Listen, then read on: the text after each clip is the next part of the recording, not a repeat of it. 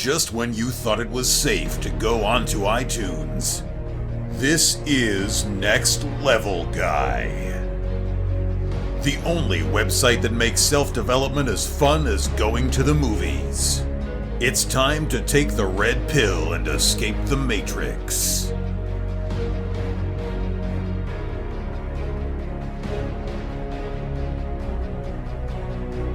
What's happening, guys? It's time for another episode of the Next Level Guy Show podcast with your favourite educator, Ian Dawson Mackay. Next Level Guy is the go-to's men's interview, interest and improvement-based website where I quiz the experts to find out the hacks, tips, protocols and methods that you can implement in your own life to live happier, healthier, wealthier, sexier and so much more. And today's guest is Brian Cain. Brian is the creator of the Mental Performance Mastery Coaching Certification course. He's an international best-selling author, speaker, coach and consultant. He's widely regarded as the foremost authority on mental performance mastery. He's worked with Fortune 500 companies, executives and organisations, as well as coaches, athletes and teams at the Olympic level, in the National Football League, that's NFL, National Hockey League, NHL, Ultimate Fighting Championships, the UFC, and in the Professional Golf Association, the PGA, and Major League Baseball, MLB. Brian has taught his 10 pillars of mental performance mastery system on stages all over the world to audiences and is highly sought after for his energetic, empowering and engaging educational training systems. Brian separates himself from the competition by providing a system and not just a speech. And in this interview, we discuss his story, mental conditioning, peak performance, how to eliminate the mental blocks stopping you from becoming elite, and how to train to become your best. I particularly love chatting to Brian because poor mental performance is something I struggled with after being bullied at primary school. I tended to self-sabotage and hide in the shadows. My confidence was poor, but after listening to some of Brian's material, I felt I finally found an approach that would work and became a massive fan, and I know you will too. His system is more than just feel-good soundbites, and they actually work, and I'm actually seeing success from following his teaching, and after listening to this episode, I know you'll be on your way too. And now, let's get to the episode. Thank you so much for coming on. I've been a big fan since I found your site. For those who maybe don't know you and don't recognise the name, could you just give a little bit of an introduction to who you are and why you're so well known in the fitness industry? Sure. Yeah. My name is Brian Cain, and I'm a mental performance mastery coach. And people may be more familiar with the field of mental performance mastery, so let's say by another name. They might call it applied sports psychology. They maybe would call it peak performance coaching or mental conditioning. And the reason why we call it mental performance mastery is to have a clear, distinct separation from the sports psychology world where you can go down one of three paths. And one of those three paths, you have the clinical sports psychology where you're working with athletes and active people around eating disorders, drug alcohol issues, depression, anxiety, your classic clinical psychology issues. That's not what I do.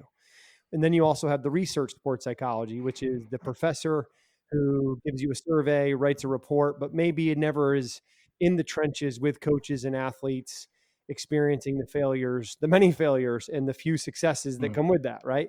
And then they have the third piece, which would be applied sports psychology, which is essentially teaching coaches and athletes the skills that they need to perform at their best on the most consistent basis. So the reason why I've been successful can simply be traced back to my training. And I think as all performers, you never rise to the occasion. You're always going to sink to your training. And my training happened to be at Cal State Fullerton underneath the great Ken Ravizza, who I think is, when he passed away in 2018, the New York Times headline was the godfather of sports psychology, Ken Ravizza. So he's a pioneer, one of the founding fathers, one of the first people really have a full-time place and face in professional sports here in the States when it comes to mental performance coaching. And he was so graceful and grateful. I'm so grateful for that. He took me under his wing for 2 years as a student and an apprentice. And I got to see him on a daily basis, work with coach athletes and teams and coach the mental game. And what I've found in the 20 years since leaving the program and doing the work about 250, 280 days a year on the road, working with coaches, athletes, teams, and sports programs, is that there are 10 trainable skills that if you train these 10 skills, you will give yourself the best chance for success in anything that requires an element of mental performance. And Ian, there's something in anything that you do, whether you're playing soccer, whether you're a heart surgeon, there is a mental performance element to what you're doing. And those 10, what I call pillars of mental performance mastery, I'd love to review and just kind of let the audience know, hey, here's the 10 skills they want to develop. And they're all working on these already. It just becomes a question of whether they're working on them intentionally or accidentally. And as we know, growth doesn't happen by accident, not the type of growth that we're looking for. It happens by intention. So the 10 skills, pillar number 1, or what I would call skill number 1, is that of an elite mindset. Skill 2 is motivation and commitment. Skill 3 is focus and awareness. Skill 4 is self-control and discipline. Skill 5 is keeping the process over the outcome. Skill 6 is meditation and mental imagery. Skill 7 would be routines and habits of excellence. Skill 8 is time management and organization. Skill 9 is leadership, and 10 is the right culture. And I think if I were to trace back any success that I've had, whether it's with the 5 UFC world champions or, Olympic medalists, 2 Cy Young Award winners as the best pitcher in baseball, 900 professional sports draft picks, is I've been very, very blessed to have learned a system from the best there has ever been in Ken Ravizza, and been able to refine that system and sharpen that system and be able to get with really good athletes and coaches already and give them just a little bit of a slight edge, which at the highest level, a slight edge is the difference maker. It is the missing link between winning and losing, between being great and just being good.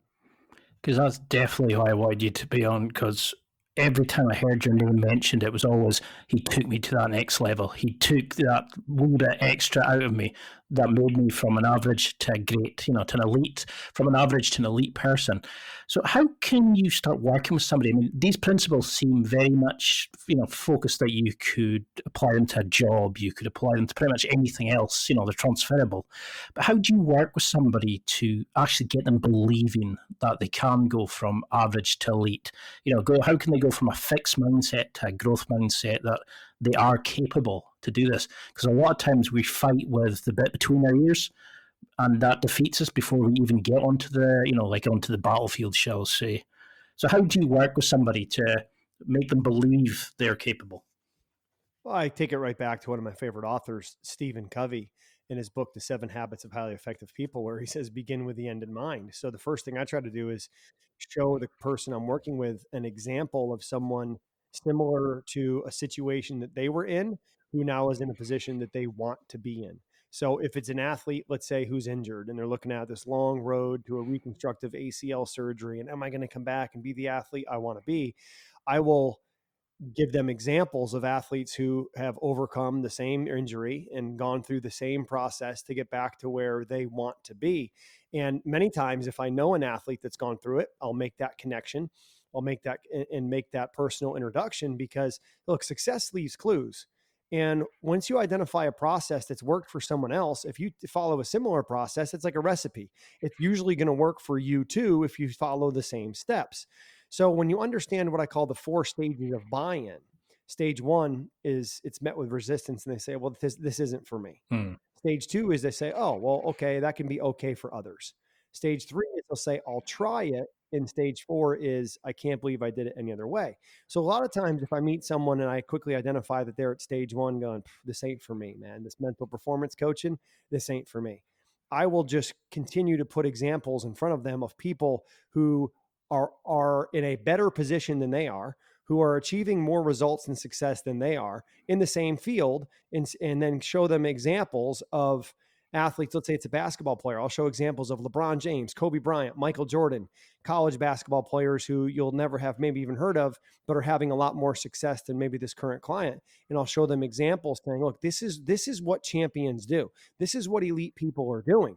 And it works for them. And it will work for you if you try it. And then I have to give them a very specific protocol to try. It's no different than a strength coach. I can sit there and say, hey, look at this program that Conor McGregor does, or that Michael Bisping does, or these great MMA world champions like George St. Pierre does. I can say, well, here's the program that they do. And the athlete can go, wow, that's okay for others. Now I want to try it. But then I have to give them exactly the program to try. And when they have the program to try and they do it, and they see results, they'll look back and say, I can't believe I did it any other way. Because you've talked, something I was really interested in chatting about was you've mentioned how confidence is a choice. So how do we develop that? How do we start finding the confidence in our own abilities? Maybe we've always been the player that's on the side, or the guy that just makes up the numbers. But say you're working with somebody and you start thinking, okay, this is maybe for me. You've showed me somebody that's good. How do we then get confidence in our own abilities to start chipping away to get to that last stage where, that's all we've ever done is that program that you've given them? Yeah, I think when you're looking at confidence, people make the confusion and they think that confidence is a feeling. People are always asking, hey, do you feel confident? And I've been around high performers, including George St. Pierre, including Rich Franklin, UFC world champions, including Olympic medalists, who would tell you flat out they had self-doubt, they had nervous energy, they had a little bit of fear going into those contests. And they still produced at a high level and won and were world champions. And the reason why is they had something to go to. They had understood that confidence is not a feeling. Confidence is a state. And what I mean by a state is your body language, your focus, and your self-talk. Those three things can dramatically change how you feel. And what people who have what I would call an underdeveloped mindset or an average mindset is they allow their feelings to dictate their actions. And people who are elite, the best performers, they realize that their actions will influence their feelings and that it's the start that stops most people. So they realize, as Mike Tyson has said, as George St. Pierre has said, as Conor McGregor has said, that when they're walking to the cage, or they're walking to the ring, if you look at how they walk, it's an act. And Amy Cuddy, a social psychologist, researcher, and professor at Harvard, in her book Present, who has a TED Talk seen by over 50 million people, she has gone on to scientifically prove that fake it till you make it is actually fake it until you become it, that your body language shapes who you are. So with the clients that I have, we practice body language. Call it 2 words: get big. Get big with your body language. Walk around like you're 10 feet tall and bulletproof. And I'll have my clients even know, hey, when you're walking from your desk to the bathroom, walk big. When you're walking out to the car, walk big. When you're walking through the dining hall, walk big. When we talk about focus, it has to be on what you can control versus what you can't control. Because when you're focused on things you can't control, it's wasted time, wasted energy, and wasted effort. So I make them make a list of what they can control, and then next to it, what they can't control. And then we choose to intentionally spend all of our time, effort, and energy on the things that we can control. And because we can control it, that feeds confidence. And then with the self-talk, we create what are called anchor statements. And anchor statements are no different than if you're a ship and you're out in the water and the waves come rolling in and the storm's coming in. What does a ship do when a storm's coming in? If it wants to hold its ground, it drops an anchor. And an anchor statement is something like when George would be walking to the cage, you might say, this is my house. I love this. Even though he's nervous on the inside and the energy, is why am I doing this? He changes it. He doesn't listen to himself. He talks to himself. That's a huge difference. Don't listen to yourself. Talk to yourself. And, Ian, I think one of the things I'm proud about is I put this stuff into play myself. I was 240 pounds about 5-6 years ago. And I weighed in today at 180 pounds. I couldn't run 2 miles. And I just this past June of 2019 did my first ultra marathon 100-mile race. And in that 100-mile race, it took 29 and a half hours. I used every strategy, every tool that we're going to talk about or that I've probably ever taught to get me to that finish line. And one of them was exactly this. Confidence is something you do, not something you get. It is your body language. Eyes are up, look at the horizon. It's your focus. One step at a time, get to that light pole or get to that fire hydrant as I was running. And then the self-talk. You got this. Next step, some other things I'd throw in there probably with some expletives that I won't share on your podcast. But other things. Oh, go ahead. I would say to myself, like, let's go, motherfucker, let's go. And I would say those things to myself in a voice that was like, don't show weakness, man. Don't take shit from yourself and just keep plowing forward and move forward. Because if you want to be an animal, you got to do what animals do. And what animals do, they don't care how they feel. They push, they go, and they understand that confidence has zero impact on how you're going to perform. Your focus has an impact on how you're going to perform. How you talk to yourself is going to have an impact on how you perform. I'm not going to sit around and wait until I get a feeling of confidence. That ship has sailed. I'm going to generate confidence by being productive. I'm going to generate confidence by being prepared. I didn't just show up to the start line on this 100-mile race and go, oh, let's go see if I can do this. That would have been idiotic. I would have ended up in a hospital. I was prepared and I was productive. And productive means you have a list of what you're going to do that day and you get it done.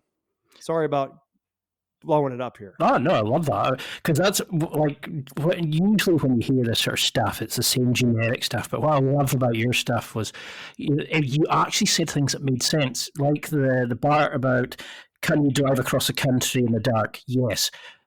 Can you see the whole journey? No, but you use your headlights to see the 200 feet in front of you. It's like go to the next pitch. You focus on the next pitch, the next pitch. I love how you look at it in such easy to understand, manageable steps. Could you go into a little bit about that? Because you talk about like using, was it 200 foot using your headlights and stuff. How do we then start breaking down the practice? How do we break down our focuses, and forget all the other BS that's happening, all the other bullshit that's holding us back? Yeah. How do we learn to focus on that goal, that thing that you want us to smash? Yeah, I feel better about myself now that you said bullshit. So thank you for doing that. But I never know. Oh hell, no, swear away. Someone gives me permission, I don't cut it loose. I keep my gotta keep myself in control. But the when you're talking about the next 200 feet, right? So the mindset of like, people have been fucking lied to their whole life where they say, oh, keep your eyes on the prize. Bullshit. You keep your eyes on the prize, you're going to trip over yourself in the next moment. So you have to know what the prize is, meaning you have to know what the outcome is that you want. If you don't know what the outcome is that you want, you're not going on a journey. You're just going for a walk, right? Because there's no finish line. And as human beings, we love targets. We love finish lines. We're goal seeking machines. And when we have that finish line, and the finish line may simply be the best version of myself, or the finish line may be, run a sub 4-hour marathon. The finish line may be whatever.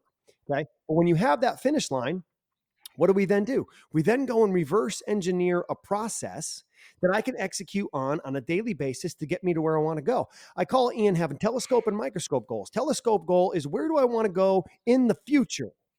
And I'm not going to get all into, well, the future is 7 days away or 21 days away. Like bullshit. This future is whatever you the hell determine the future is. Okay. Then the microscope goal is, what are you doing today to help you get one step closer to where you want to go? And if you take that step and you get closer to where you want to go, we call that progress. And if you're making progress and you're being productive, you're going to have more confidence in yourself because you're getting shit done. So when we're talking about a mindset of cutting away all the fat and getting right to it, you have to understand this. The most important day in your life and the most important day in your career is today. Why? Because it's the only day that you can influence. Yesterday's history. Tomorrow's a mystery. Today's the damn gift you've been given. That's what we call it, the present. So you got to be where your feet are. You got to have a plan for the day, and you got to wake up. And when your feet hit the ground, you got to attack the day. That's why my motto is dominate the day. Dominate the day doesn't mean I get my results all the time. Dominate the day doesn't mean I'm better than anyone else. Dominate the day means I have a plan. I wake up and I execute that plan. And sometimes my plan is do nothing. Hang out with your wife. Do nothing. Watch TV all day, right? Like, I don't have a lot of those days. I don't like those. I mean, I love hanging out with my wife. I don't like sitting around watching TV, but I force myself to go on what I call a 90-day getaway. Every 90 days, my wife and I go away. We go somewhere and we just unplug, no technology, digital detox, no phone, no laptop, and we just be. Because I know that if I don't schedule that, I'll never do it. So I schedule it. And when I get done with it, I'm always coming back in, and I wouldn't say I'm re-energized because I try not to let myself ever not be energized. So I don't need to get re-energized if you be energized. We'll talk about how to do that and make that a lifestyle. But I just go and I say, okay, I'm going to press pause right now on serving other people, and I'm just going to take care of myself. And I do that. And whether it's 24 hours, 48 hours, maybe a week, when I come back, it's like, I'm just excited to get going again. Because I think if you're going to have maximum energy, and energy is what we're all looking for, man. And if you're going to have maximum energy, a couple things come into play. I'll share two concepts with you. Concept one is called the 4 fundamentals of optimal living. Hell, let me share 3 concepts with you. I'm coming at it right now. So here's concept number 1, 4 fundamentals of optimal living. If you don't have these dialed in, you are not going to perform at your best. And it doesn't matter if you're a professional athlete, or, you're an agent of professional athletes, or you're just someone who happened to be landing on this podcast because you picked the wrong one and you happen to join us right here at about the 17-minute mark. Here's the 4 fundamentals of optimal living. 1, sleep. 2, how you eat. 3, movement. 4, mindset. So if you don't have a process and haven't tightened up how you sleep, how you eat, how you move your body, and your mindset, what you feed yourself, then you're going to fall short of your goals. So when we're talking about feeding yourself, let's talk about now an elite mindset, what I call 10 characteristics of an elite mindset. Okay. So the 10 characteristics of an elite mindset that I try to develop in those who I'm working with, number 1 is never show weakness, meaning never show your ass, never have bad body language, and don't commit BCD. Don't blame other people for the results you're not getting. Don't complain about your situation, including COVID-19, and don't get defensive. Accept constructive criticism and coaching as a compliment to people saying, hey, thanks enough about caring about me to give me feedback. So that's number 1, never show weakness. Number 2, don't feel sorry for yourself. If you're feeling sorry for yourself, get outside of yourself and go serve somebody else. Feeling sorry for yourself is a worthless, pointless emotion. Number 3, stay patient in the face of adversity. I think that's one of the biggest mistakes that we make, is that when times get hard, we become emotional, and emotion clouds reality. We have to stay what I call neutral. And if you take a coin and you hold it up in front of most people and say, hey, how many sides of a coin are there? Most people will say, well, 2, heads and tails. Well, there's actually a third. And if you take that coin in and you stand it on its side, we call that the rim. So it's like there's positive, there's negative, and there's neutral. Another word for neutral is stoic. And you want to practice neutrality, practice stoic by meaning be in control of yourself so you can control your performance. Because you got to be in control of yourself before you can control your performance. And I see too many people that get too high positive, too low negative. Just find that happy medium ground, in control of yourself. Okay. Number 4 is understanding the only easy day was yesterday. Like, it doesn't end. So don't wish today be better than yesterday. Know that yesterday was the only easy day. If you're truly trying to pursue greatness and become the best version of yourself, it just gets harder, not easier. And like that challenge. Learn to love that challenge. Number 5, it pays to be a winner. What does it mean to win? WIN is an acronym for what's important now. So stay where your feet are, stay locked in on the task at hand, because your focus determines your future. So the better your focus, the better your performance, because you're just not going to get distracted. Number 6, there is no finish line. If you're running to excellence, there is no finish line. So once you get to the finish line of one race, the next race begins. So if you don't get to the finish line first, don't overreact. Just figure out what the next race is and keep racing. And keep working on yourself to be better today than you were yesterday, and better tomorrow than you were today. Number 7 is that we don't rise to the occasion. We sink to our habits. So make sure you have elite daily habits and elite processes in place. Number 8 is not dead, can't quit. One of my friends who was a Navy SEAL used to say to me all the time, his motto, his anchor statement, right? As I talked about mine earlier in that 100-mile race, his anchor statement going through Hell Week was not dead, can't quit. And he said he had another one called, he just said more. Anytime somebody would quit, he'd say more. The colder it got, he would say more. The harder it got, he would say more. The cramps he got in his entire body, he would say more.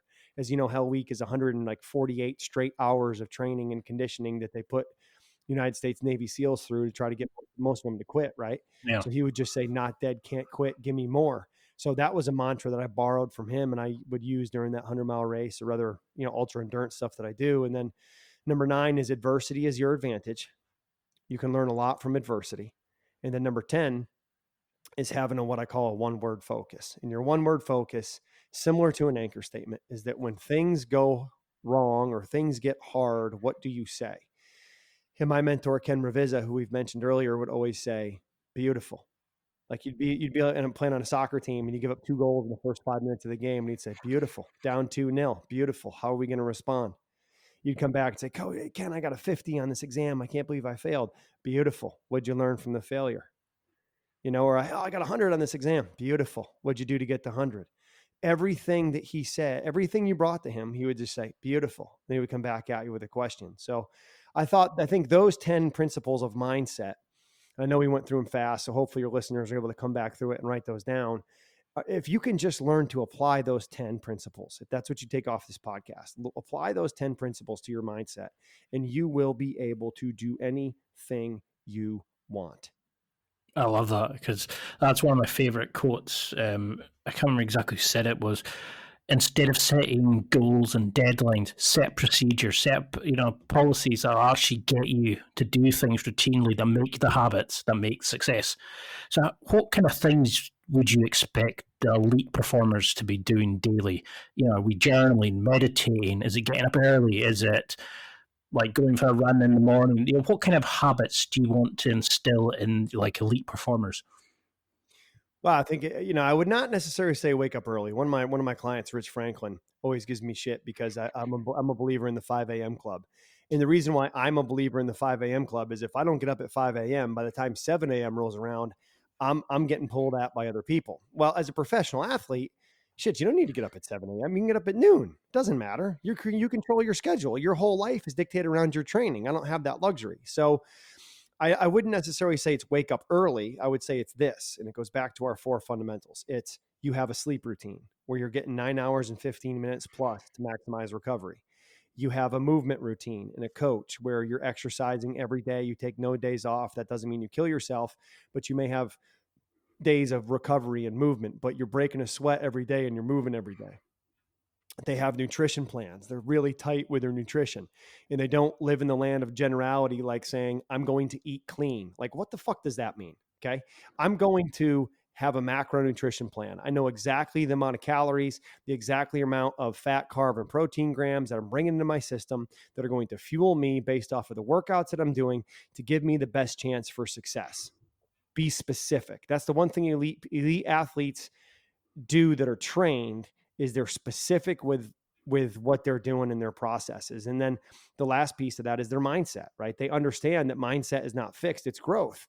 And with a growth mindset, you're really, really specific with what you do and what you don't do. And, NFL quarterback Tom Brady, who was with the Patriots and, recently traded to the Buccaneers, I had the privilege to hear him talk one time. And he said, look, if you want to be a professional athlete, just find out what works for you. Do more good, do less bad, and you'll have a great career.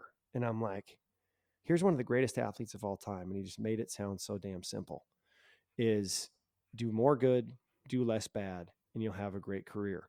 So one of the characteristics of elite performers is constant reflection on their behavior, reflection on who they're associating with, reflection on what they're doing and not doing, and is it helping them get closer to where they want to be? And because if you don't reflect, and you're a professional athlete, you're going to fucking blink and your career's over. It goes by that fast. So when we talk about reflection and daily habits and what the characteristics of the elite are, it's they understand what I call the 4-step goal formula. And the 4-step goal formula is this. Step 1, you set your intention. They know exactly what they want and exactly what they need to do to get to where they want, or at least to give them the best chance for success. Step 2, they schedule it. They schedule when they're going to take the massive action they need to take to close the gap from where they are to where they want to be. And they have a tight schedule of what they're going to do every day. When I meet athletes or people and I'm like, hey, tell me about your daily schedule. And they're like, well, I just I'm already like, get me the hell out of here. This person's average, not elite. And what I mean by that is people who are elite value their time more than anything because they realize the only thing that you have that's the same as everyone else in the competition is time. And if you're not a savage and a master of your time, you're going to lose to people who are. Because over the marathon of athletic competition in your career, the talent level is very similar. I mean, don't tell me that Michael Bisping has got more talent than every other guy who weighed 185 pounds in the world. Bullshit. What Michael Bisping had was specific training and specific process that allowed him to maximize his talent and his abilities over the course of his career. He's not the best athlete in the UFC. How do you measure athletic ability? Reaction time, speed, power, strength, cardio. He was good at those things. Don't get me wrong. Good enough to be one of the best in the world. But he wasn't the best at those things. He just had a process that allowed him to be his best. And then, so step 1 is intention. Step 2 is schedule it. Step 3 is they measure it. They measure their progress. It's the difference, Ian, between if I'm going to the gym, right? If I go to the gym and I just walk in there and go, well, let me see what I'm going to do today. I call that exercise. If I go to the gym and I have a specific training program where I know the number of sets, the number of reps, the heart rate zone I need to be in, and how this aligns with what my conditioning level is at and where it needs to be, we call that conditioning. Conditioning is there's a measurement. Exercise is I just go and move. And exercise is great, but not if you're a professional athlete. If you're a professional athlete, you need to condition. And so they have a specific measurement that they're tracking. And then the fourth step is they reflect and refocus. So set your intention, schedule when you're going to do it, measure your progress, and then reflect and refocus. So when we reflect and refocus, I ask athletes to go through what I call the well, better, how analysis and ask themselves, okay, this week, what did I do well? What do I want to do better moving forward? How am I going to do it? And every time I would work with let's say it's an athlete who performs once a week, football player, golfer, when their performance gets done, I'd say, okay, well, let's take a look and say, what'd you do well? What do you want to do better? How are you going to do it? And if I'm working with a professional golfer, we may even break it down into specific categories like a well better how for putting, a well better how for their irons, a well better how off the tee, a well better how in their mental game, a well better how in their course management, a well better how in like between their rounds, because they're only going to play golf for, let's call it 6 hours a day. Well, they got another 18 hours in their day that can either positively or negatively affect how they play the next day in that 6 hour round based off of what they do. So we'll often do a well, better, how analysis on each of those aspects of their performance. Sometimes they do it after a tournament. Sometimes they do it every day. It just kind of depends on the individual and where they're at. Well, now would seem a perfect time to take a quick break. I just want to tell you about my affiliates page. If you go to www.nextlevelguy.com/affiliates, that's www.nextlevelguy.com/affiliates, you'll be able to explore the product and services I recommend that will transform and improve and evolve your life. I've set up some awesome deals with some amazing companies, and I'll be able to recommend those products, books, tools, gizmos, etc. that I think you should buy. I will only recommend products that I've tried or believe in, and all reviews and recommendations are 100% honest. I will outline if I got a free product in the review. Furthermore, on this page, you'll find any special discount codes, listener exclusive deals, and discount codes that I'm sent. There really is something for everyone here. It doesn't matter if you're buying for yourself, a special occasion, or for someone else. You can find whatever you need here. There's a wide range of companies showcased on the page. Companies that will make you a better athlete, a better lover, a better man, better in all areas of your life, basically. You can access the page by going to www.nextlevelguy.com/affiliates. Please note that I do not receive any information on what you purchase, who you are, or anything like that. The company send me a small thank you commission for sending you to shop with them using my links. This does not inflate the price you pay, and it usually allows me to help showcase cheaper options than if you bought directly, as affiliates are allowed into special deals, listener exclusives, and lower prices. All your information is safe and secure with the company, and nothing is shared with me. If you use any of my links, I just want to say a massive thank you for supporting the show and for believing in what I'm doing here, and I really appreciate it. All monies are usually put back into making the show bigger and better for you, and I truly appreciate you as a fan. And now, enough waffle and bullshit from me. Let's get back to the show. I hope you're enjoying it. I love that, because you've kind of answered the next few questions I had, where it's like, how do we review? How do we do this? How do we do that? But how do we then bounce back from a mistake? How do we, once we've reviewed it and said, oh no, we could have done better there, what's the next stages? How do you put that back into the training, or how do you flick that switch that gets them straight back into training and forgets it, like makes it yesterday's mistake, yesterday's problem? How do we then incorporate mistakes, learn from them, but also keep getting better without fucking up our confidence? Yeah, I love that. So we talk about, the more mistakes you make, the closer you're getting to success. So we want to make as many mistakes as possible. And I always use the analogy of the salesperson who gets told 99 times, but the one time they get told yes, they make $100. Okay. So if they're making $100 and they get told yes, the 99 times they get told no, every time they get told no, that's worth $1. So it's actually, they're just getting closer to where they want to be. And the other thing with athletes is understanding, this mentality again of what we talked about with the 10 lessons of around elite mindset. And number 9, adversity is your advantage, is failure is positive feedback. And the goal is to learn. Conor McGregor, one of the best athletes in the world right now, most recognizable people on the planet, his book is called Win or Learn. And he goes in there and talks about how sometimes you win, sometimes you lose, but you better always learn from each performance if you're going to be able to get to the levels you want to get to. So I think too many times athletes focus too much on the outcome. They're what I call whores to the outcome. And you can't be a whore to the outcome. You got to sell out to the process. And what I mean by that is you got to go all in on the process, because the process is the pathway to get you the results. Now, results matter. Don't get me wrong.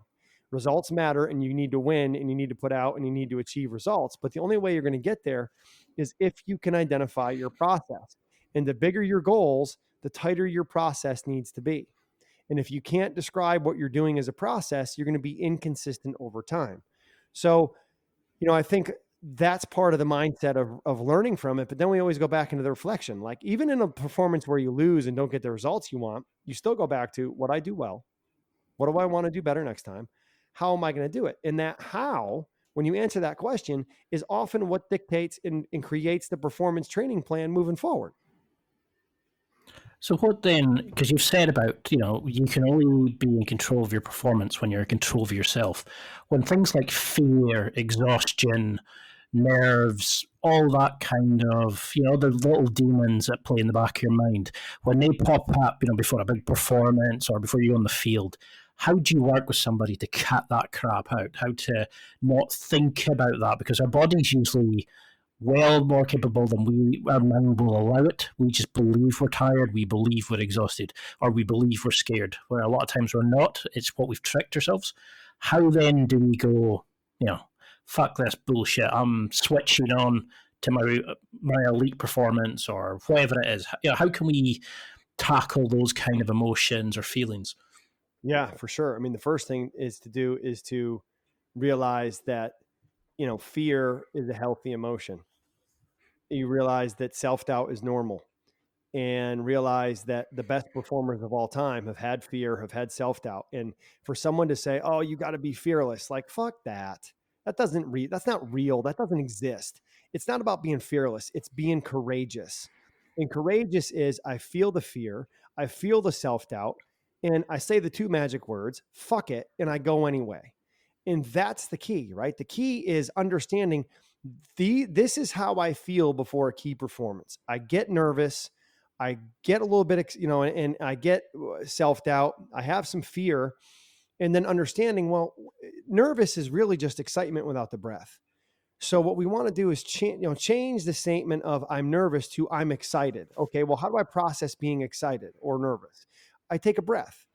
I take a couple deep breaths. And that's where, when you talked about meditation earlier, definitely something athletes want to do, because if they're meditating in a quiet, controlled environment and they go to take the breath in that state before a competition of nervous energy, excitement, whatever you want to call it, they're going to be able to have better impact from that breath. If I never breathe or never meditate in a quiet, controlled environment, and I go to take a breath in that pressure situation, it's just not going to have the same impact as if I had conditioned that breath through a meditation practice. So that's something that becomes critical. And, I think, again, it's talking to yourself, not listening to yourself. When you listen to yourself, you're listening to how you feel. Feelings are not facts. When you talk to yourself, you have those anchor statements. You can talk yourself pretty much into doing anything.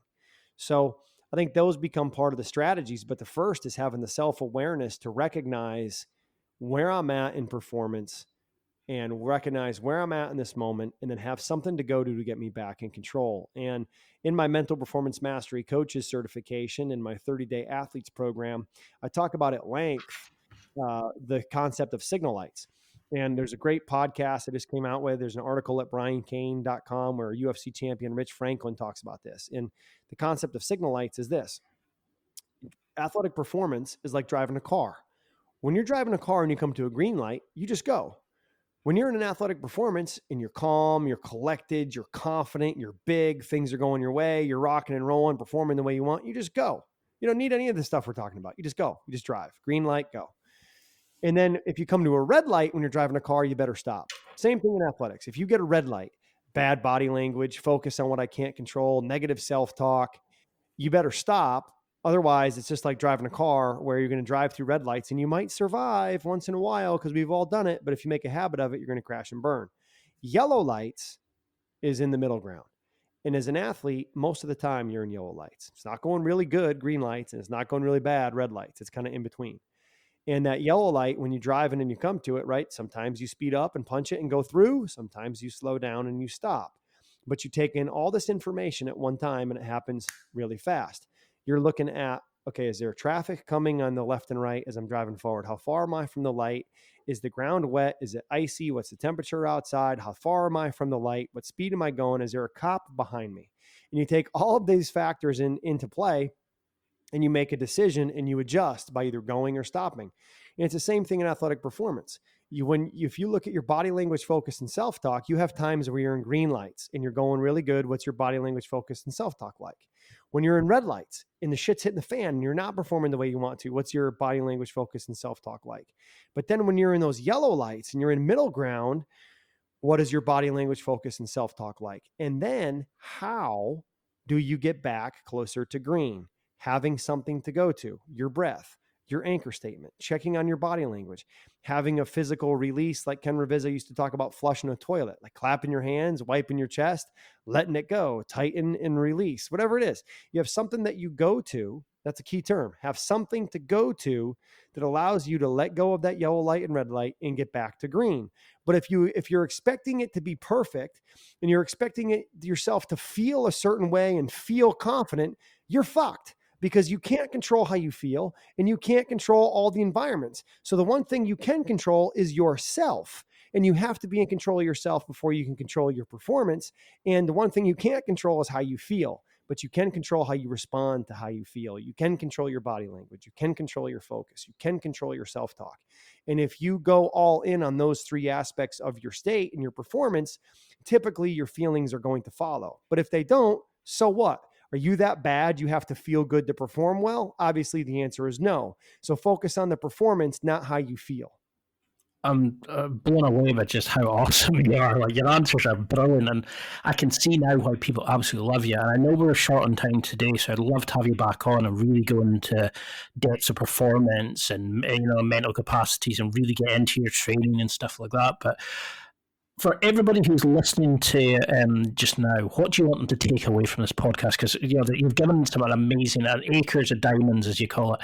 But what do you want to take them from it? What do you want them to, as like the go home message before we go through your social media and that? Yeah, the message I want them to take home is you can be, have, and do anything you want with the right time and the right training. So if you got the time, I got the training.